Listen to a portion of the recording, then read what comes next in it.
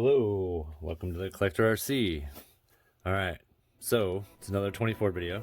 You can see here I got the Trill bead locks out, and then no, it's not an RC lift or nothing, but I do have it. It's my steel cell phone holder. It works really well though on holding this up.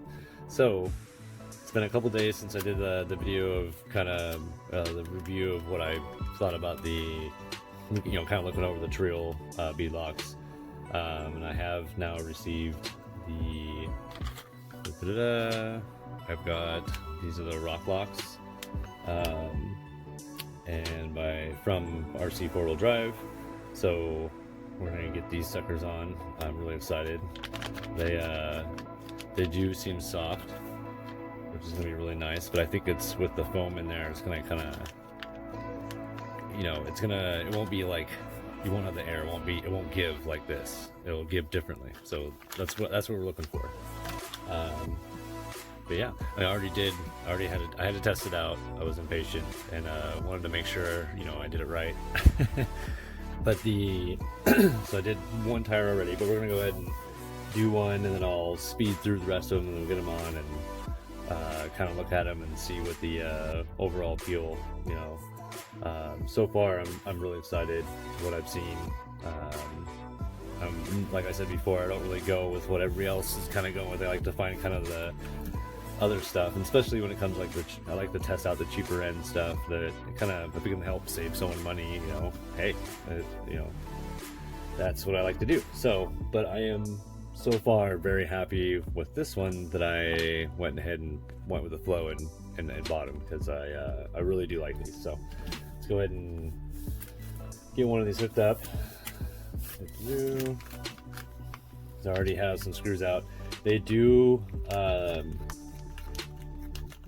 most of my bead locks are on 110s.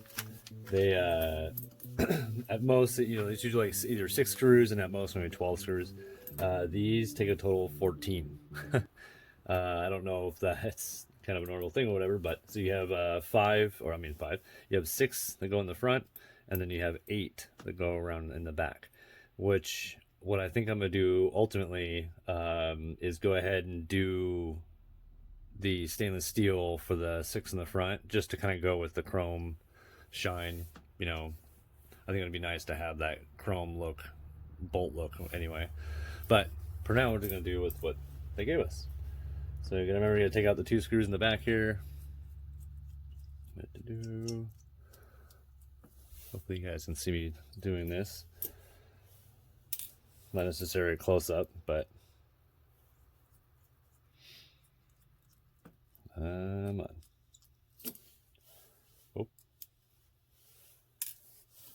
All right, so we got that all apart. So let's go ahead and, like I said, I already put one together, so I already have this open. So these are the tires. Let's see if I can get a little closer for you here. There you go. You can see the foam in there. It's a really nice compound. They claim to be a ×3. What is it? Let's see there. On the package, it said it's got an advanced ×3 compound. And then you can kind of see the info there. Packaging. Remember, you got to buy 2 packages to get 4 tires. Just remember that. Yeah, I mean, they're pretty nice. It's gonna be interesting seeing they're definitely way smaller. I can tell you that right now. We'll do a little kind of a comparison here. You can kind of see, I mean, they are quite a bit smaller there, and we'll put them ultimately all just, side to side so you can see. Let's go ahead and get these together. So first, you got to take, for those of you who've never done bead locks, I'm sure most of us have, by now have, but I'm sure there's a lot that haven't either. So you have the centerpiece here that goes inside within the foam, because this is what you're going to end up blocking together with this on one side, this on the other. So let's get it in there first. Let me there we go. These are a little tight to kind of get in, and then because the tires are new and because the compound is ×3 advanced, they they kind of stick, so you kind of have to work it. Don't pull too much because you don't want to deform the tire, but they can handle a little bit of force. And you just want to make sure that you don't have any of the foam in the inside here, kind of bunch up around the edges. You can kind of just pinch underneath here. Usually what I do. If you have a different tactic, you can do that too, obviously, if it works. Do a little bit over here. Yeah. The foam should mostly move out of the way. It's kind of just because the tires, you know, until you get everything put together, it's kind of disformed. Let's go ahead and put this in. Kind of pull up a little bit. Whoops. You just want to make sure that this rim right here is underneath this edge, this lip that you have on the edge here. So it's, well, that actually went in pretty nice. So far, so good. All right, and then now, normally, sometimes you'll have tires a little bit tighter to get in, and it'll be a little hard to, once you get this part in, you won't be able to move it at all, and you have to kind of line the screw holes up. These, I have a little, because they're so small, I can actually use these tweezers, and I can actually maneuver it in there, so I'm not going to worry about it lining up now, but normally you want to make sure, if you have to, you'll have to line those screws up, but I think we'll be good with these. All right, so we're in there. So yeah, make sure that rim is underneath this rim here, of the aluminum, and then same with the front here. So far, it looks pretty nice. All right, so we'll go ahead and line these screw holes up here.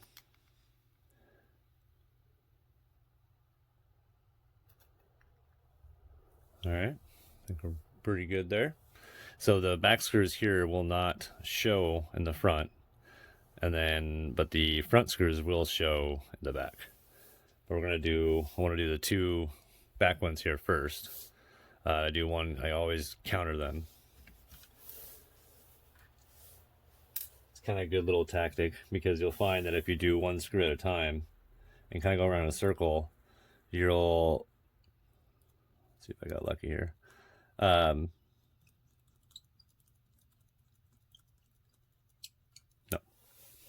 It was not aligned right. You have to keep going around in a circle over and over again until you get them perfectly tightened, because the screw next to it will go down a little bit further than the one you just did, and you'll have to continue to keep going back and backtracking, and so it's just easier to go all the way down on one end and go all the way down on the other end, pinch the whole thing down. Next, the third screw will go all the way on that end, fourth screw all the way on that end. Because you're doing 8, you can kind of do that first, and then it doesn't matter after that. And I mean, you don't have to do that. That's just a good tactic that I use. It seems to work out really well. Okay, so we found the holes. So here, let's so you guys can see what I'm doing a little bit here.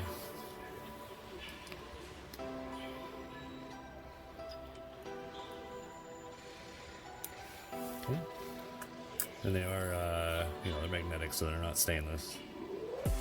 Like I said, I want to do the stainless in the front because I think that'll give it a little bit more pop. Plus, they're stainless, and stainless will last longer. They don't rust as quickly, anyway. All right, so those are all the way in. So now I know this is all the way pinched and all the way down. So just kind of double check, make sure everything's good. Good. So one of the things I'm noticing right away is that these are, I mean, if you look at, you can kind of see there at the top, see how much that I can basically push that all the way in. There's just air in there, so they move everywhere. These don't have that. You have a little bit of pinch there, but there's definitely some stiffness.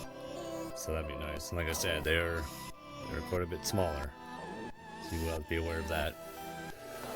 Alright, so I'm going to get the rest of the screws in here, but I'm not going to have you guys sit there and watch me put 12 screws in. So we'll speed through that, and then we'll get this all put together, and then we'll kind of look at it, and we'll get a closer look and see what we think of it. There are some things here that I am kind of noticing that I'm going to check. They're nice. No, I don't think it is. But these outer edges here, by the way, that's smart.